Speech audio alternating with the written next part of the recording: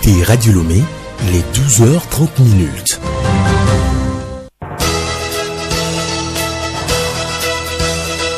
Le journal Bénédicte Kanda. Madame, Monsieur, bonjour. Merci de nous suivre. Les titres de ce journal. Les musées sont à l'honneur aujourd'hui, 18 mai. Le monde appelle à reconnaître leur pouvoir. Dans ce journal, le contenu actuel de notre musée national. Elle est rafraîchissante mais n'est pas sans conséquences sur l'organisme. Il s'agit de l'eau glacée. Nathalie Kwanege nous en parle dans un magazine. Les entreprises agroalimentaires gagnent en expérience. Une formation de 2 jours a débuté ce matin à Lomé à leur intention. Gestion de la vie chère, l'ANSAT a reçu ce matin un don de matériel de la part du Programme alimentaire mondial. Pendant ce temps, la pénurie du pain préoccupe les Togolais. Et puis sport, football, face à face cet après-midi pour le compte de la 8e journée du championnat de D1. Gomido Asko Akbalimi, c'est l'un des matchs phares du programme.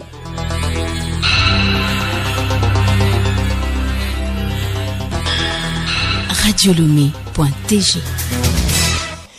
Les micro, petites et moyennes entreprises sont sensibilisées depuis ce matin à Lomé sur les enjeux et défis de la mise en œuvre de la ZLECAf, une initiative de l'Organisation pour l'alimentation et le développement local OADEL avec le réseau pour la promotion de l'agro-industrie en Afrique, REPA Africa, Pacom Johnson. Pendant 2 jours, il sera question de faire l'état des lieux et d'expliquer le mécanisme de la mise en œuvre de la zone du libre-échange continental africaine. Tata Yago Amitoy-Nienou, directeur exécutif de l'OADEL. Nous disons qu'il y a un marché qui va profiter aux uns aux autres. Nos petites unités de transformation que nous accompagnons, est-ce qu'elles ont la capacité aujourd'hui d'affronter des géants économiques comme le Nigeria, l'Afrique du Sud, si demain le marché togolais est ouvert à l'ensemble des opérateurs économiques de ces pays-là?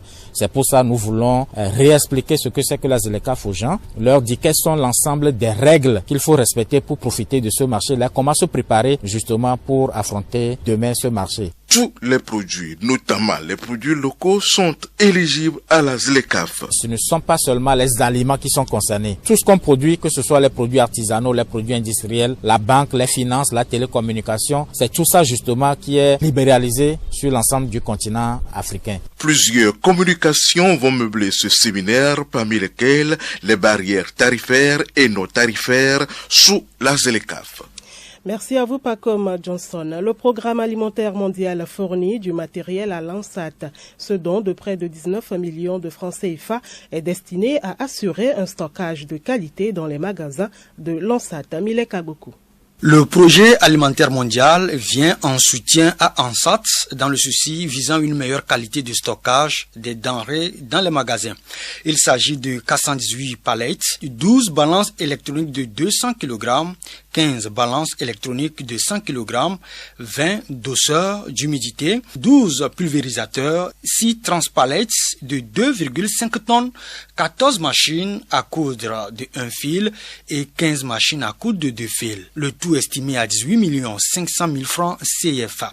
Ces équipements et matériels permettront d'améliorer les capacités de stockage en vivres des magasins de l'ANSAT afin de répondre promptement aux besoins des populations. Yambapo Palmangue, directeur régional maritime de ANSAT, rassure d'en faire un bon usage de ces matériels. Nous disons merci au Programme alimentaire mondial qui nous a appuyés avec ces lots de matériel.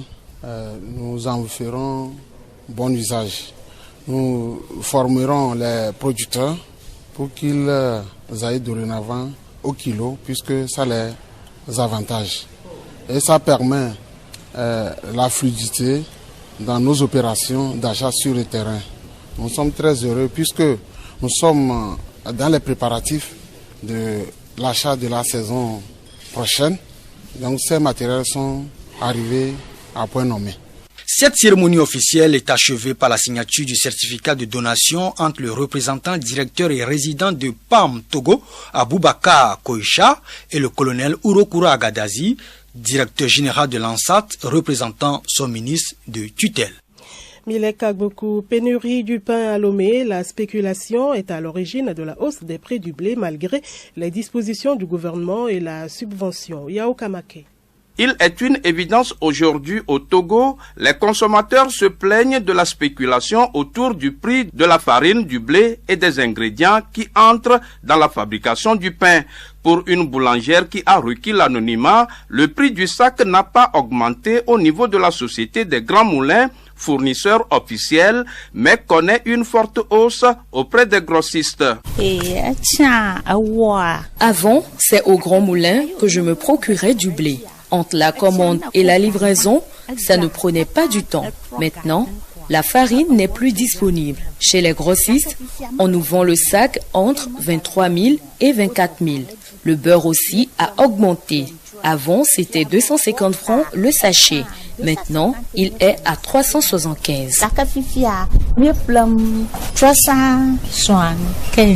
Même son de cloche pour Mpoti Kofiche, un autre boulanger qui reconnaît la stabilité du prix officiel du sac du blé, mais déplore sa pénurie au Grand Moulin. Il déplore aussi la hausse des prix des ingrédients de fabrication de pain. On a toujours la farine à 18 500. On n'a pas changé le prix, mais on ne trouve pas la farine sur le marché. Ils n'ont pas changé le prix du sel, mais ils ont changé le prix de la levure et puis le prix de l'améliorant. Avant, on achetait la levure à 18 000 le carton, mais aujourd'hui, on trouve la levure à 24 000 francs le carton. On trouve l'améliorant à 25 000. Avant, c'était à 20 000. C'est clair, la farine du blé ne doit pas connaître de hausse de prix car subventionnée par l'État. Ainsi, face aux spéculations, le gouvernement entend sévir contre les commerçants indélicats. Relativement à la vie chère, vous avez pu sentir notre réaction lorsqu'il y a eu de la spéculation, par exemple sur la farine de blé. On a dit non. Nous avons rappelé les opérateurs à l'ordre de revenir sur les anciens prix. Nous allons sévèrement frapper. Il y a une subvention aux consommateurs d'ailleurs sur le secteur farine de blé, évaluée aujourd'hui à près de 7 milliards que l'État débourse pour que nous puissions avoir la baguette de pain au prix auquel nous l'avons.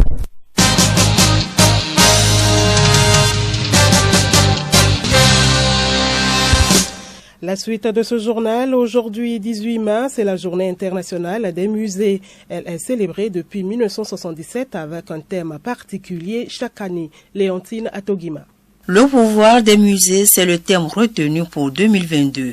Les musées ont le pouvoir de transformer le monde qui nous entoure. Cette journée est l'occasion pour les professionnels des musées d'aller à la rencontre du grand public et de le sensibiliser aux défis auxquels les musées doivent faire face pour être des institutions au service de la société et de son développement. Cette journée internationale se déroule tous les ans le 18 mai et porte au haut sa devise « Les musées, moyens importants d'échanges culturels, d'enrichissement des cultures, du développement de la compréhension mutuelle, de la coopération et de la paix entre les peuples. » Merci à vous Léontine. À Togima, un musée national est un endroit où on fait la collection des objets d'art sur l'histoire d'un pays. Le contenu actuel de notre musée avec Wembo Sama, guide des visiteurs. Un musée, par définition, est un endroit où on conserve et on restaure les objets. On vient au musée pour s'informer de ce qui a trait au patrimoine culturel. Nous avons plusieurs collections d'objets qui sont donc des objets d'art, des objets historiques, archives photographiques, les cartes, beaucoup d'objets liés également à l'histoire, la tête négrière, les objets liés à l'archéologie, à la poterie, au travail du fer. Il faudrait que le public togolais soit suffisamment informé pour se rendre compte qu'il y a un musée national. Maintenant, est-ce qu'ils viennent? C'est oui, mais quand même, on sent que certaines personnes viennent. Et je passe par votre canal pour que les gens puissent savoir que le musée est ouvert. C'est un espace public ouvert à tout le monde. Le volet santé de cette édition, conférence de presse de l'Ordre national des médecins du Togo ce matin à Lomé. L'objectif est de présenter le tableau des médecins inscrits au titre de l'année 2022. Ce tableau consacre la sortie officielle des médecins qui ont accepté de travailler avec cette institution. Ceci témoigne de leur volonté de travailler avec professionnalisme, estime le président de l'Ordre, Beketi Anthony. Ce tableau a une importance, c'est que pour exercer légalement la médecine au Togo, il faut d'abord être titulaire d'un diplôme de docteur d'État en médecine du Togo. C'est une profession assermentée. Ça veut dire que la population voudrait que le médecin respecte une certaine éthique parce que le médecin s'occupe de leur patrimoine le plus important qu'est la santé. On s'inscrit, une fois soutenu sa thèse de doctorat en médecine, vous appartenez à la grande confrérie des médecins. Elle menace le fonctionnement du cœur. L'eau glacée, bien que donnant soulagement temporaire à celui qui en consomme, est une température contraire à celle du système du corps. Les inconvénients de la consommation de l'eau glacée dans ce magazine de Nathalie Paneguet. Est-ce qu'il y a de l'eau glacée? C'est bien glacé. Boire de l'eau glacée, c'est désaltérant. Mais l'organisme en souffre silencieusement. Docteur Aseham Nyama, médecin généraliste. Elle peut entraîner de brefs maux de tête suite à un rétrécissement des vaisseaux sanguins au niveau du système nerveux. Au niveau de la gorge, du nez et des sinus, le rétrécissement des vaisseaux sanguins rend fragile ces milieux et va permettre le développement des microbes, d'où les infections, à savoir des angines, des rhinites. La consommation de l'eau glacée peut entraîner aussi des douleurs abdominales, la constipation, le stockage des graisses et donc une prise de poids. À cela s'ajoute la baisse de la fréquence cardiaque, l'obésité, le rétrécissement des vaisseaux de l'appareil digestif entraînant une mauvaise absorption des nutriments. Ces conséquences s'aggravent chez la femme enceinte. Docteur Nyama. Les maux de tête, les douleurs abdominales, la constipation, l'obésité qui vont apparaître chez la femme enceinte peut entraver le développement normal du fœtus et même entraîner des fausses couches. La consommation de l'eau glacée peut déclencher des crises chez les drépanocytaires. Il y aura une obésité abdominale qui, à la longue, va favoriser la survenue de maladies cardiovasculaires, surtout l'hypertension artérielle et l'athérosclérose. Seule l'éviction des jus, boissons et de l'eau glacée au profit du chaud peut sauver des vies. Merci à vous Nathalie Paneguet. L'eau tiède et l'eau glacée ont des comportements différents dans l'organisme. Quelle différence scientifique existe-t-il entre les deux corps? Écoutons Ferdinand Sizing, enseignant des sciences physiques au micro de Nathalie Paneguet. Dans l'eau tiède, les molécules ont la possibilité de bouger et ces molécules, en bougeant, créent de l'espace entre elles, ce qui permet à l'eau tiède de dissoudre la graisse. Dans l'eau fraîche, les molécules sont fixées. Donc, au fur et à mesure que l'eau devient de plus en plus fraîche, les molécules d'eau sont de plus en plus fixes. Alors à partir de ce moment, ces molécules n'ont plus suffisamment d'espace entre elles. Et puisqu'il n'y a pas d'espace entre elles, l'eau ne peut plus dissoudre un certain nombre d'éléments, comme la graisse. Vous comprenez pourquoi lorsque on met de l'eau fraîche sur de la graisse coagule plutôt. Mais quand c'est de l'eau tiède qui est de plus en plus chaude, la graisse fond. Donc c'est le comportement de l'eau fraîche dans l'organisme. Santé Plus à présent, enfin un vaccin contre le paludisme qui vient d'être découvert. Le Mosquirix, fabriqué par une firme pharmaceutique britannique qui est en voie de vulgarisation dans les pays après une phase pilote dans 3 pays. Les détails sur ce vaccin dans ce numéro avec Alisbert Barandao. Le paludisme a causé des hécatombes depuis plusieurs décennies. Les femmes enceintes et les enfants ont surtout payé un lourd tribut. Le vaccin Mosquirix, du nom scientifique RTSS, va donc être une solution salutaire pour réduire les taux élevés de mortalité. Dr Acha Oboutina, coordonnateur du programme national de lutte contre le paludisme. C'est un vaccin contre le Plasmodium falciparum. C'est un vaccin qui a subi toutes les phases pour voir son innocuité, son acceptabilité, tout. Les études ont prouvé que c'est un vaccin qui permet de réduire les cas graves de 30%. Si on réduit automatiquement 30% des décès chez les enfants, vraiment c'est beaucoup. Alors, dites-nous qui peut se faire vacciner? C'est un vaccin qui sera utilisé chez les enfants de moins de 5 ans parce que l'enfant est très vulnérable. Quand vous prenez les décès et les cas, c'est chez les enfants de moins de 5 ans. Merci docteur pour toutes ces informations qui réjouissent le cœur. À quand donc son introduction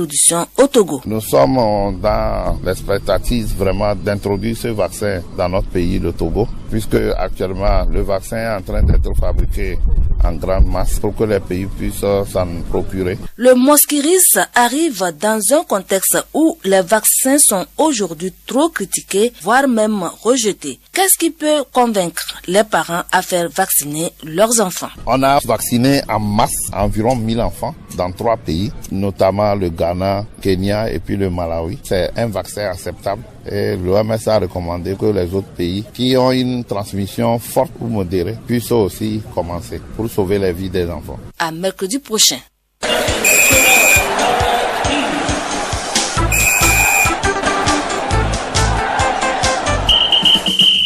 Sport à football, la 8e journée des matchs de D1 est au programme cet après-midi. Asco, leader du moment, joue à Kbalimé contre Gomido. Akara, Lasbina a rendez-vous avec Dito de Lomé. Enfin à Lomé, Astogopor joue contre ASCK.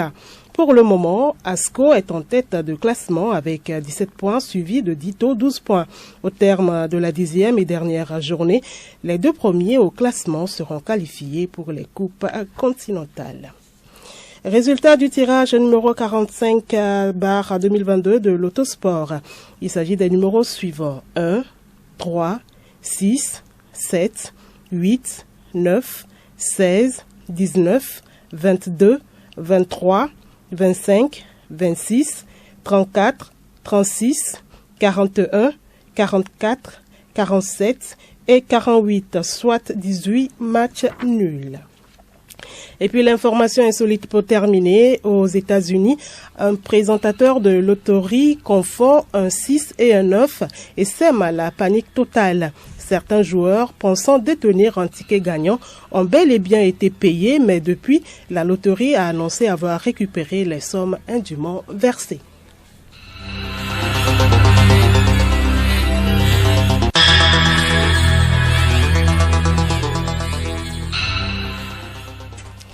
Voilà, c'est la fin de ce journal. Merci de l'avoir suivi. Excellente suite de nos programmes.